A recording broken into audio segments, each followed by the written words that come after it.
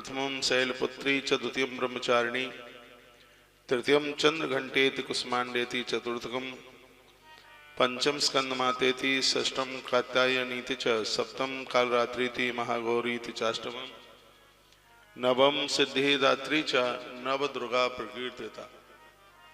माता के अनेकानेक नाम और अनेकानेक स्वरूप हैं। ऐसी माँ भगवती को वंदन प्रणाम और आह्वान करते हुए संपूर्ण देवताओं का आह्वान किया है, वंदन पूजन हुआ है। इधर अद्भुत चौकियां बनाई गई हैं, अखंड ज्योत जल रही है, बहुत आनंद हो रहा है। एक एक यजमान का सुचारू रूप से पाठ आचार्य राम बिहारी शास्त्री और आचार्य श्याम शास्त्री जी ने पूर्व में ही आकर के यहाँ की संपूर्ण व्यवस्थाओं को संभाला है। बहुत आनंद हुआ है। सुबह से मेरे पास में कई वीडियो आ गई थी, आनंद हो रहा है। आइए थोड़ी श्रीमद् देवी भागवत के महात्म्य की हम चर्चा कर लेते हैं। कहा जाता है देवी भागवतम नाम पुराणम परमोत्तमः त्रिलोक्य जननी साक्षात गीयते यत्र शाश्वती। श्रीमद् देवी भागवत जो ग्रंथ है बहुत अद्भुत है, जिसकी महिमा का वर्णन स्वयं माँ भगवती जगदम्बा अपने मुख से करती है। नवरात्रा के समय में देवी भागवत की कथा यदि सुनने को मिल जाए तो आपको हजारों हजारों माता के और पाठों का फल प्राप्त हो जाता है करने का। देवी भागवत इतनी प्रधानतम है। इसी ग्रंथ में लिखा है कि रावण को जीतने के लिए प्रभु श्री राम जी ने नवरात्रा में श्रीमद् देवी भागवत की कथा देवर्षि नारद जी के मुंह से सुनी। अपने पिता के कल्याण के लिए राजा जन्मेजय ने श्रीमद् देवी भागवत की कथा भगवान व्यास से सुनी। ऐसी अद्भुत कथा है और हम और आप बड़े बड़भागी भाग्यशाली हैं। हमें नवरात्रा के समय पर श्रीमद् देवी भागवत की कथा सुनने को प्राप्त हो रही है। नवरात्रा में 9 काम हम जरूर करें। वो क्या क्या अद्भुत हो सकते हैं, गिनती आप कर लें। मैं आपको निवेदन कर रहा हूं 9 काम जो कि इस अनुष्ठान को बहुत सफल बना देते हैं, दिव्य बना देते हैं। नंबर 1, रात्रि को जमीन में सोइए। नंबर 2, भोर में जल्दी से जाग करके स्नान कीजिए।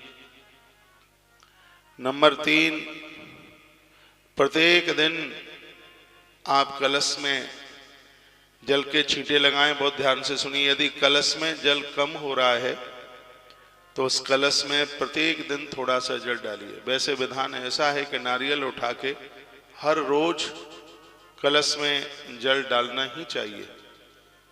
नंबर 4, दुर्गा सप्तशती का पाठ करें। अखंड ज्योत जलाएं। नंबर 5, अखंड ज्योत जलाएं। नंबर 6, प्रत्येक दिन कन्या पूजन कीजिए।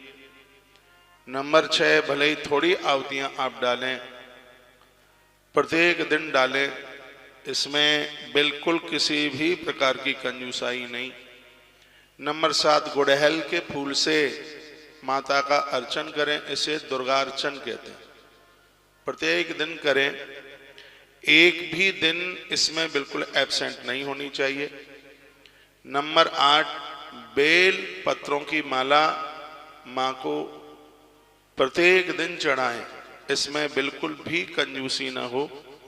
और मैं आपको निवेदन करना चाहूंगा नंबर 9 में, एक भी दिन ऐसा ना निकले जिस दिन माँ को आप लवंग ना चढ़ाएं, लौंग ना चढ़ाएं। 9 दिन में, आज मैंने दिन में जम्मू में लवंग की इतनी बड़ी महिमा बताई है कि जो माँ को लवंग चढ़ाते हैं नवरात्रा में, उनके ऊपर किसी का जादू टोना टोटका कुछ भी प्रभावी होता ही नहीं है। तो नवरात्रा के यह 9 कार्य हमें सिद्धि दे देते हैं, हमारी बात सिद्धि कर देते हैं। तो मैं आपके यह निवेदन करूंगा, इसमें बिल्कुल अतिशयोक्ति नहीं है। नवरात्रा में 9 काम करने से जो पुण्य प्राप्त होता है उसके बराबर नवरात्रा में श्रीमद् देवी भागवत की कथा सुनने से उस फल की प्राप्ति होती है। यह मैं आपको कहना चाह रहा था। तो देवी भागवत अब आप सुनिए, ये अपने आप में कितनी विशेष है।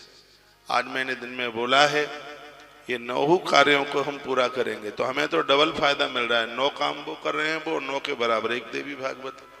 तो यह तो एक बहुत बड़ी महिमा। इस कथा के माध्यम से हमें माता जी के 51 शक्तिपीठों की कथा सुनने का सौभाग्य प्राप्त होगा।